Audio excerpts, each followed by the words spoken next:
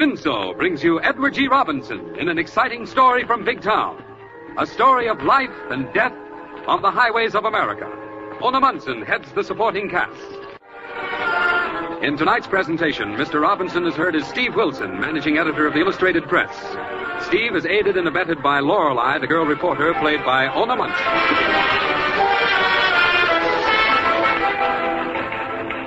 We find them in the wire room of the Illustrated Press talking to a committee from the Big Town Safe Driving League. Here's the list of casualties just coming in over the teletype, gentlemen. Weekend report of the dead and injured. And I'm not speaking of the war in Europe. I refer to the war on our streets and highways right here in Big Town. Here are the traffic deaths from Saturday noon to Sunday night. 8 people killed and 39 injured. That's dreadful, Mr. Wilson.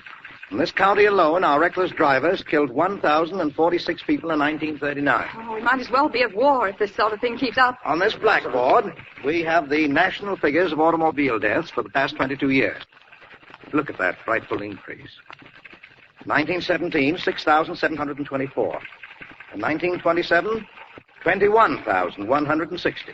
In 37, 39,643. Why, it's appalling. In 38, we reduced the total by 7,000. And here's the National Safety Council's estimate for 39. Again, a reduction of 7,000. Yes, but that still leaves 32,600 motor vehicle deaths for 1939. But what can we do? Well, we've tried to do our share. We've been conducting a front-page fight against reckless driving for the past 18 months. We don't seem to get anywhere. We've got a big circulation. We reach thousands of people, but still it goes on. Why don't you take to the air, Steve? Tell your story over the radio. That's not a bad idea. We'd reach millions that way, wouldn't we? Yes. Yeah, that would take a lot of doing. We need radio writers, producers, actors. Yes, but most of all, you need a good announcer. A man who could dramatize the message, a dynamic personality. Well, what's the matter with our own Steve Wilson? Oh, I could do that. Oh, No. don't be silly, Steve. Of course you could.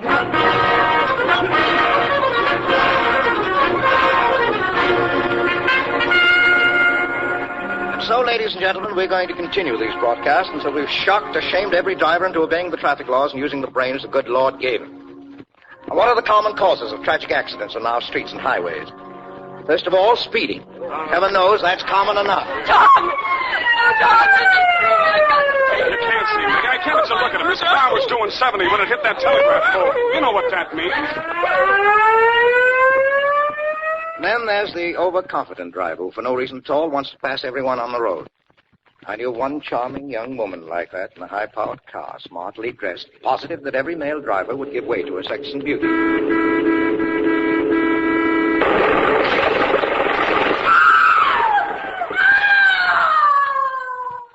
But one of them didn't. She keeps her scarred face hidden from the world. And, of course, there's the couple who chatter as they ride along. The man tries to talk and watch the road at the same time. So I walked right into the boss office, and I says, now, look here, you big stiff, you can't do that to me. You promised me a raise 2 years Look ago. out, Jim. You're on the wrong side of the road. And so it goes. The tragic young fools who make love as they drive. The blithering idiot who cuts in from the right. The impatient maniac who tries to pass another car on a curb. Then there's another type. The mother's driving, taking her daughter home. She'd found the girl drunk in a cocktail lounge. Thank heaven the doorman recognized you and phoned me. And to think that you'd be seen drinking in public, well, that's bad enough. But with a man like Pat Bell... Pat's all right. He's a good Why, scout. he's a gangster, a criminal. A darn good-looking one. Oh, if your father ever finds out about this, I don't know... I know. He'll throw me out. He threatened to do that last week. He never knows I'm on Earth till I do something wrong. Hey, watch your driving, Mother. You nearly hit that post. Oh, I hardly know what I'm doing. You've upset me so. I don't understand you, Vi. A girl like you with every chance in the world. Here's the boulevard. Turn right. I know. Pull over, Mother. You turned right in the path of that truck. Oh! Mother, look what you've done. What was it, Vi? What happened? You forced that truck to the left and it crashed head-on into a school bus coming the other way. You better stop. Well, how can we? Don't you realize you've been drinking? I don't dare let the police see you in this condition.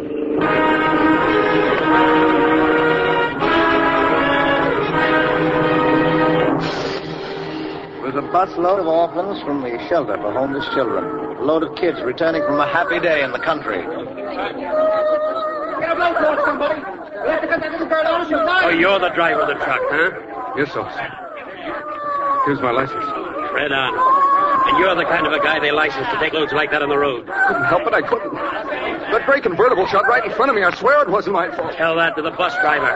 He's dead. I know. I wish I was in his place. When I think of those poor kids they're A loaded little with late to be that. sorry for them.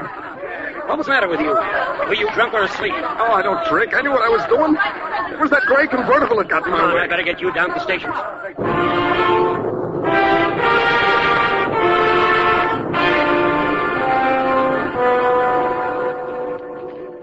The coroner held the inquest on the following day. Lorelei and I were there with Hoagie and a cameraman. Mr. Arnold, it's strange that no one else reported that gray convertible.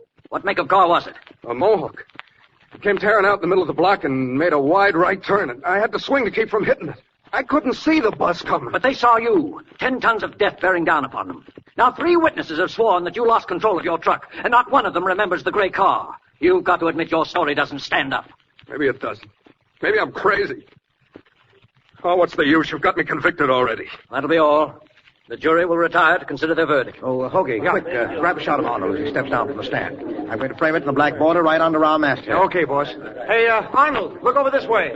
No, don't do that, don't! What a picture. 10 cameras going off at the same time. Poor devil. Look how he stares around him, holding onto the rail.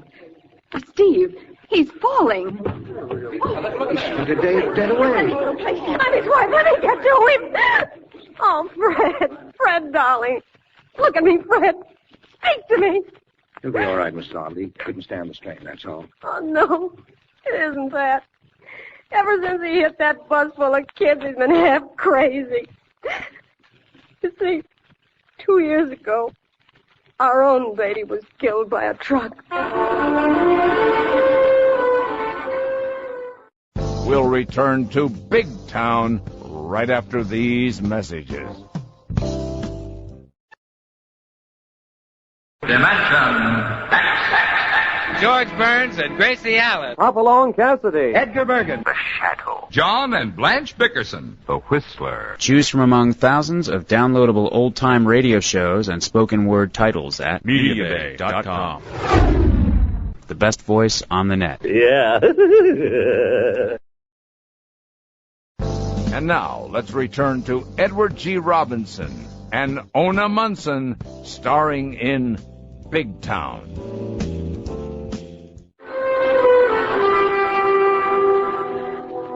Nevertheless, I was convinced that Fred Arnold should be punished. That afternoon, Lorelei and I talked with him in his cell.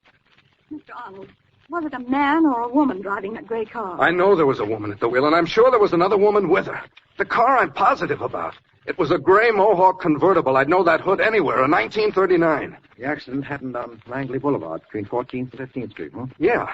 You say the Mohawk came shooting out from the middle of the block? Sure, that's right. Well, then it must have come out of a driveway. And there's only one driveway in that block, the one that leads to Paradise Inn. Say, I never thought of that, miss. She would be making a right turn coming out of there, wouldn't she? Maybe you've hit it. What do you think, Steve? Well, I don't know. I still think I'm guilty, don't you? Yes, I do, Arnold. But I've been wrong before. I may be wrong again.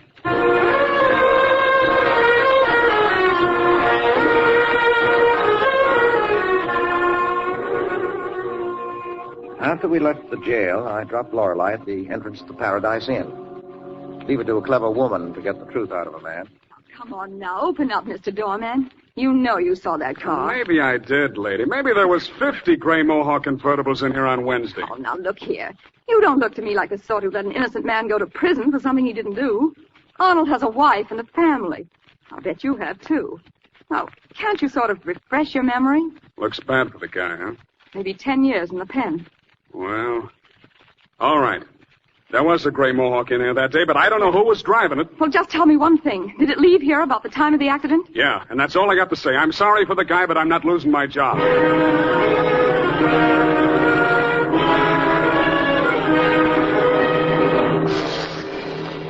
Now, look here, Steve. You must admit that there was a Mohawk convertible there at that time. Arnold must be telling the truth. Well, yes, I must admit that, but we've done everything we could to convict him. Now, how can we help him now? We've got to find the woman who was driving that car and make her substantiate his story. Oh, that's next to impossible.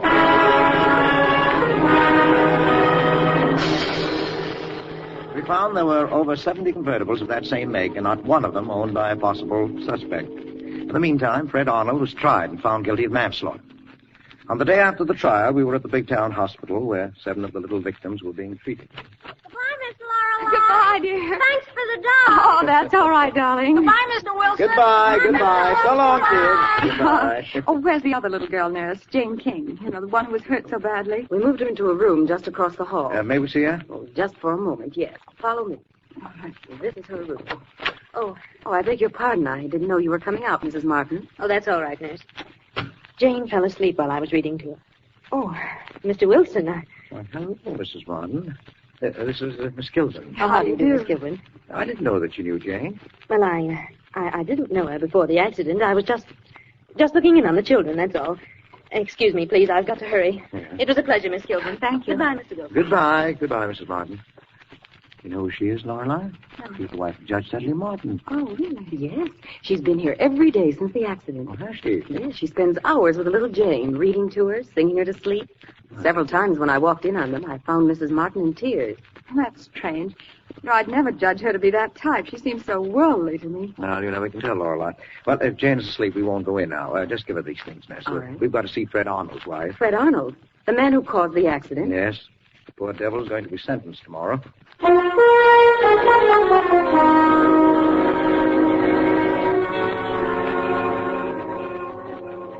I'm terribly sorry for the things that were said in my paper, Mrs. Arnold. You had to print the news. Anyway, everybody's been awful kind to me. Mrs. Martin was here again last night. Mrs. Martin? Judge Martin's wife? Yes. Would you believe it, Mr. Wilson? A woman I never met before. And she's put money in the bank for me. A trust fund to take care of us till Fred gets out of prison. Steve. Well, why should she do that? Why, I don't know. It must be the goodness of her heart. Say, Steve, do you suppose that Mrs. Martin... No, that's impossible. Mrs. No. Arnold, what kind of a car does Mrs. Martin drive? I don't know. I've never seen it. Oh, no, Lorelei, you're all wrong. Nevertheless, we'd better make sure.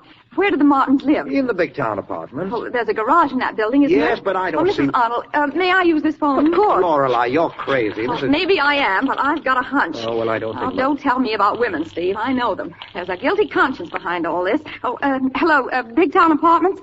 Well, let me speak to the superintendent of the garage, please. Thank you.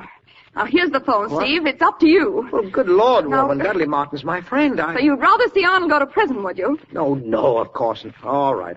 Come on, I'll play your hunch. Give me that phone. Hello, Big Town Garage? Why, this is, this police headquarters. Tell me, do you service Mrs. Dudley Martin's car? You do? Well, describe it, please. Yes? Oh, I see. Thank you. Well, I was right, wasn't I? It's a gray Mohawk convertible. No, Lorelei. Mrs. Martin drives a Dodge Coupe.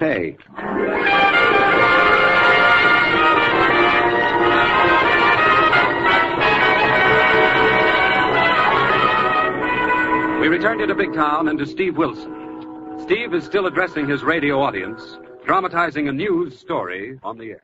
In spite of what I'd learned over the phone, Lorelei was not thoroughly convinced. Once that persistent creature gets an idea in a lovely blonde head, she worries it like a dog with a bone. Before I knew it, I found myself at the big town apartments down in the basement garage, listening to Lorelei turn on the charm. Well, you see, Mr. Superintendent, this gentleman and I really came down here to settle an argument. I swore that I saw a friend of mine pull out of here a minute ago in a Dodge Coupe, Mrs. Dudley Martin. Oh, no, that couldn't have been Mrs. Martin. No? Her Dodge is standing right over there. That gunmetal job with the red leather seats. Oh. Smart, isn't it? Uh-huh. Looks like a brand new car to me. Yeah, it is. She's just breaking it in. Only had it about a week. Oh, what happened to her old car? Oh, the Mohawk convertible? Yes. Oh, she traded it in, I guess. Nothing wrong with it either. Must have got tired of driving. I see. Well, thank you so much. That's all right, lady. Come on, Steve. Well, it all fits in, doesn't it? She must have gotten rid of that gray convertible right after the accident. Oh, tell me, who's crazy now? I guess I am, Lorelei. Good Lord, I never dreamed that a woman like Marie Martin could do such a thing. I still can't believe it. She must have had a darn good reason for keeping it undercover. Say, how well do you know her, Steve? Well, not as well as I know her husband. Is he the sort of man who'd stand for a thing like that? I should think so. Then you'd better go to him first. Now, look, would that be fair? Now, if she really is guilty, shouldn't we give her a chance to tell him herself? How much of a chance did she give those kids? And what about Fred Arnold? What a swell chance she's giving him. I know, but we're not sure yet. We'd better give her the benefit of the doubt.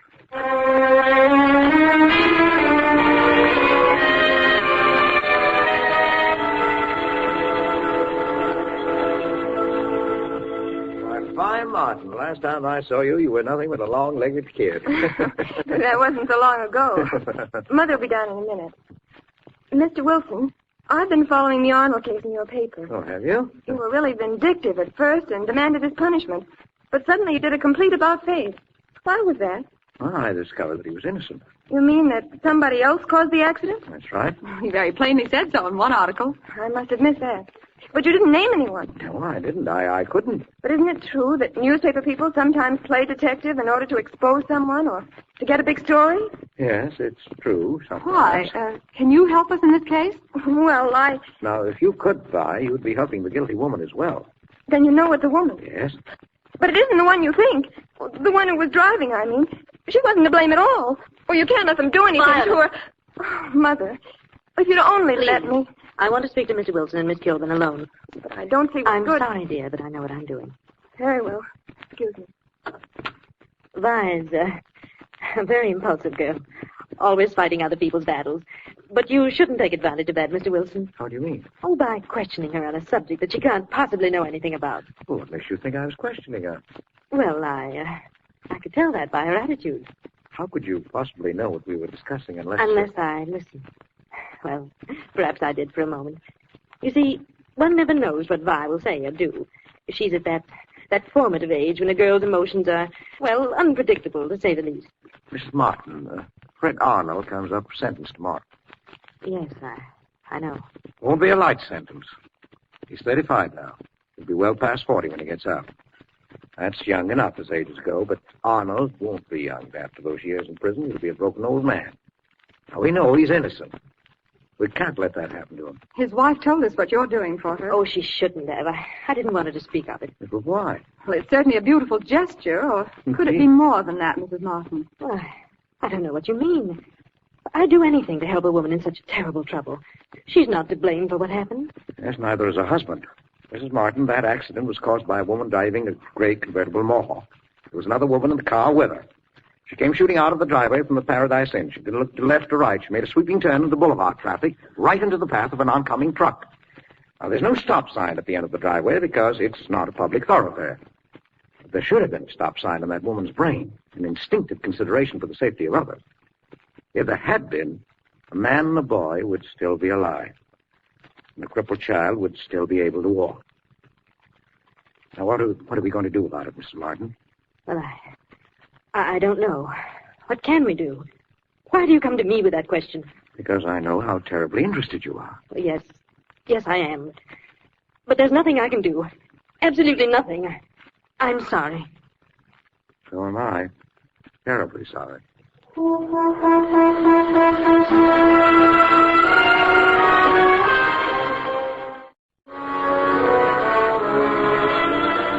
She had a chance, but she thought she was safe, that nothing could be proved against her, so she turned it down. Soon after that, Lorelei and I were seated in the office of her husband, Judge Dudley Martin. Sorry I had to keep you folks waiting. Oh, that's perfectly all right, Judge. What can I do for you, Wilson? Well, Judge, Miss Kilburn and I have come to you for a little legal advice. Well, what about your own attorneys? Well, this is something of an exceptional nature, a very peculiar case. A certain lady, whom I know rather well, is in a serious jam. Oh. She's at least morally responsible for an automobile accident that caused the death of a man and a boy and permanently crippled a little girl. How do you mean, morally? Well, she made a quick right turn out of a driveway into the heavy traffic of a boulevard. She got across the path of a truck, and the driver swerved to avoid her, thus causing him to crash into an oncoming bus. Would you say that she was legally responsible, Judge? Well, I could hardly give you such a decision without knowing the full details. Was there a stop sign at the driveway? No, Judge. Well, then offhand, I'd say she might be held for criminal negligence. But only the trial judge could decide that. In my opinion, your friend should make a frank statement and throw herself on the mercy of the court. Yes, but she refuses to do that. She won't admit she was anywhere near the scene of the accident. You see, we're the only ones who know about it, and we can't prove it. The worst part of it is the driver of the truck has been convicted of manslaughter and will probably be innocently sent away for a long term. Wait a minute. Is this the Arnold case you're talking about? The driver who crashed his truck into that busload of kids? Yes. That's right. Why, I've been following that case with a great deal of interest. I was never so shocked in my life when I read about the accident. It's a lucky thing for Arnold that he wasn't brought before me for trial. I doubt if I could have rendered an impartial judgment. And do you mean to tell me that you've discovered he wasn't responsible? Exactly. But good Lord, man, you can't let him go to prison.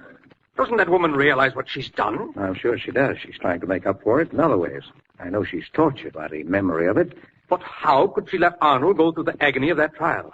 How can she let him take the punishment that she herself deserves? Is she a married woman? Yes. Does her husband know about this? No. Then it's your duty to go to him and tell him just what you've told me. Well, that's just what I've done, Judge. You see, I've been talking about your wife.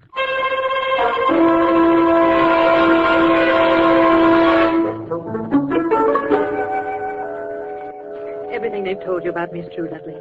I was the woman who drove that car. It was my gray convertible. That's why I got rid of it so soon after the accident. That was a very foolish move to make, Mary. Oh, I know. But I was so desperately afraid that someone would find out what had really happened. I've gone through purgatory ever since that day, thinking of those poor babies lying there under the wreckage of that bus. I didn't wait to see what I'd done to them, but I read about it in the papers that night. I could hear them screaming, crying. If you had only come to me in the first place. Oh, I know I should have, but I was a coward in that, too. Oh, I know you'll never forgive me. I couldn't blame you if you'd hate me for it.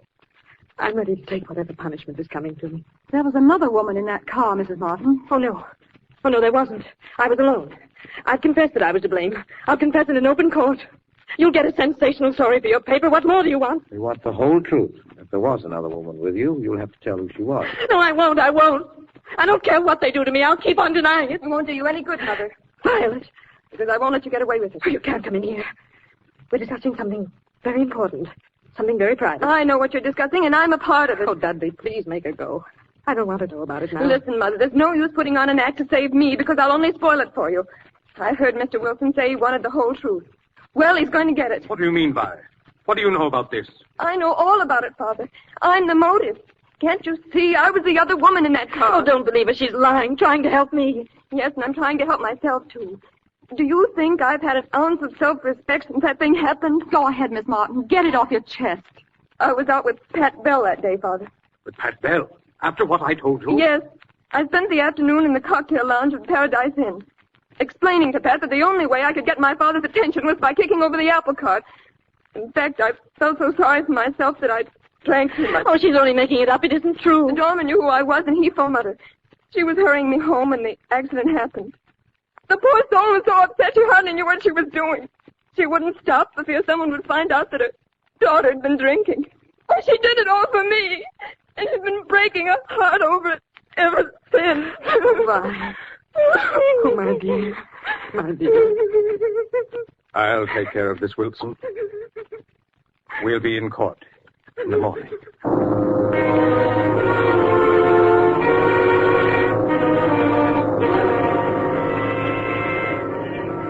Red Arnold, it was my intention to sentence you to the penitentiary for a term of from 5 to 10 years. But in view of the evidence just presented to this court, I suspend that sentence.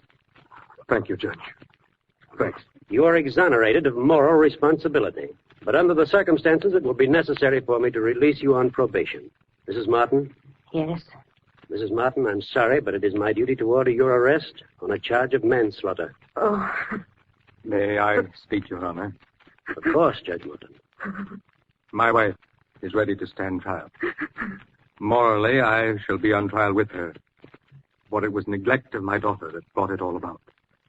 I shall resign from the bench, retire to private life, devote all my attention to my family.